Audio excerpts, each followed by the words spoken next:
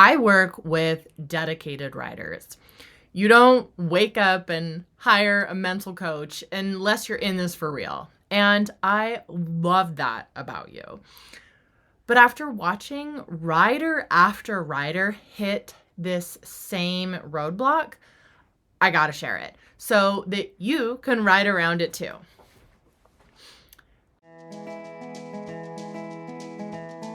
Welcome to the Resilient Rainer, the premier podcast focused on mental performance for equestrians and improved horse show performance. Whether you're a rookie reiner or a seasoned competitor, this show is for riders who want to take their skills to the next level and achieve their full potential in the show ring. I'm Nicole Burnett, and I'm a master mindset coach who's obsessed with helping you achieve all those horse dreams you always thought were impossible. Join me each week to develop a show-ready mindset and gain the competitive edge you need to compete with confidence. Welcome back, friends. I'm your host, Nicole Burnett. If you are new to the podcast, welcome. I am so glad you're here. I'm Nicole Burnett. I'm a Western rider, a mom, mindset coach. So I work with riders out of the saddle to get your mind right so that you can ride better in the saddle. Now, I work with dedicated riders. Most of the people who come to me, it wasn't an accident. It was on purpose, right? You don't hire me unless you're in it for real. And I love that because it means the people I work with they're ready to do this work, right? But one of the things I've noticed is that I was paying attention to just, I'm seeing this same thing come up over and over with these folks that I'm working with. Now, what I'm noticing is that dedicated riders, so let me know if this is you. Dedicated riders, they tend to equate progress with more rides, more drilling, more pressure, right? You got to do more, be better. So when you take a lighter day, you feel guilty, like you're falling behind. You are trying to earn confidence by grinding. But the harder you push, the tighter you ride. And here is the part that stings for these riders, which is they care, they are working their butts off, and after all of that work, paying dues, you and your horse, you feel a little fried, and the progress isn't matching the effort. So I'm going to share with you a smarter way to build consistency. I'm sharing with you the 70% calendar rule. This is your peak progress schedule for riders. Most riders they secretly think that the goal is to be 100% maxed out. So that means they're going to ride every single day. They're going to drill all these patterns.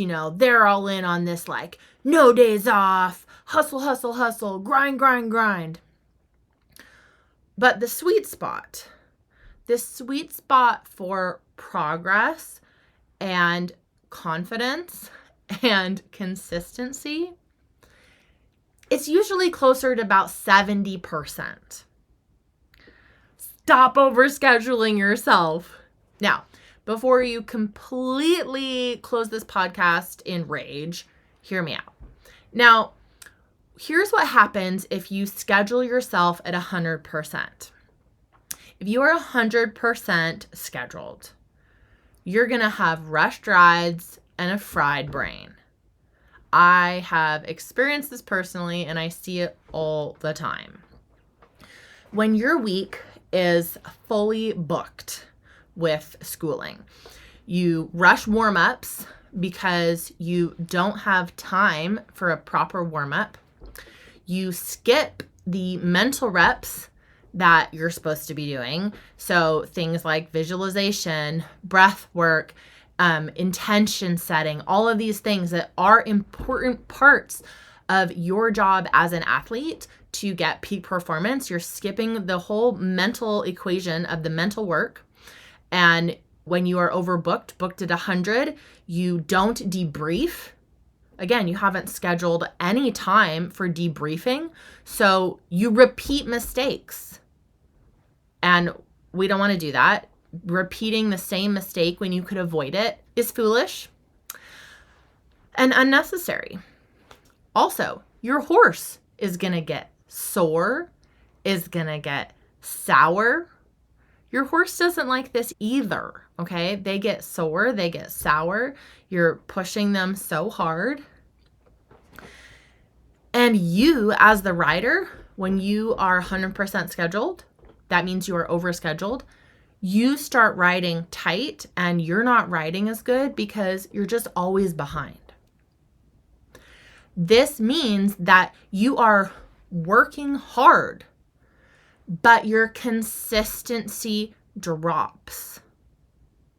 You have to accept that booking yourself at 100% is shooting yourself in the foot. Your consistency drops. It is not sustainable. And all of the things I just shared of how it negatively impacts you in the saddle, it all happens. Now, we obviously don't want you overscheduling yourself, cowgirl. But can you underschedule? Absolutely. This is not normally a problem that I experience, is underscheduling, but it is true, and I'm going to prove it to you here. If you say schedule yourself at 30%, you're going to get rusty and you're going to run into overthinking. All right? When you are barely riding, you will lose rhythm and timing. You feel behind, so every ride, it feels like a test. It may not be a test, but I see this over and over. It feels like a test. You grip, you micromanage, and you just try to make it happen. And if you get around to show day when you haven't been riding enough, it feels so loud because you haven't had any reps. Your brain hasn't had the reps if you are not getting those in as well. That's when your nerves, they just get, real loud, real spicy.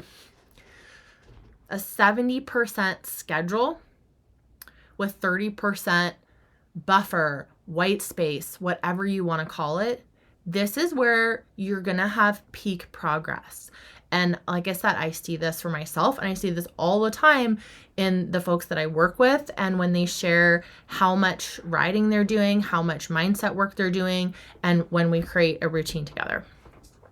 This is the zone where you ride enough to stay in flow. You have buffer for quality rides, right? So these are things like you are allowing time for doing the warm-up, right? You're not just jumping in and expecting your horse to be at their peak without even warming up their muscles. You have buffer for patience. This is one that can be really challenging, right? Is that if you do horses, it's a numbers game, right? We're doing things over and over again to get them dialed in. So you have to have the space for the patience, for the times that your horse doesn't get it right the first time, for the space when you don't get it right as the rider the first time, the first 5 times, and bringing in that having buffer for the resets, right? That maybe the shortest rides are often the rides where everything clicks, right? You go in and you check and you're like, wow, my horse is really dialed in. Okay, how are your spins? Wow, that was a great shut off. Okay, let's do like some lead changes. Oh my gosh, we're dialed in. I did amazing. You did amazing. And all of a sudden in 20 minutes, you're like, well, I better put you up before I mess something up. All right.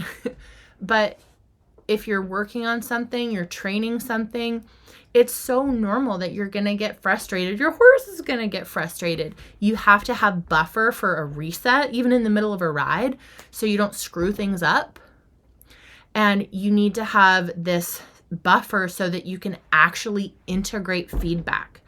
You have to be looking at your rides and at yourself and saying what worked. If you didn't listen to the podcast I did recently on like do this to start your new year off right, go listen to that podcast. I give you some really good, we break it down and do it together on questions to ask to get good feedback to start your year off right.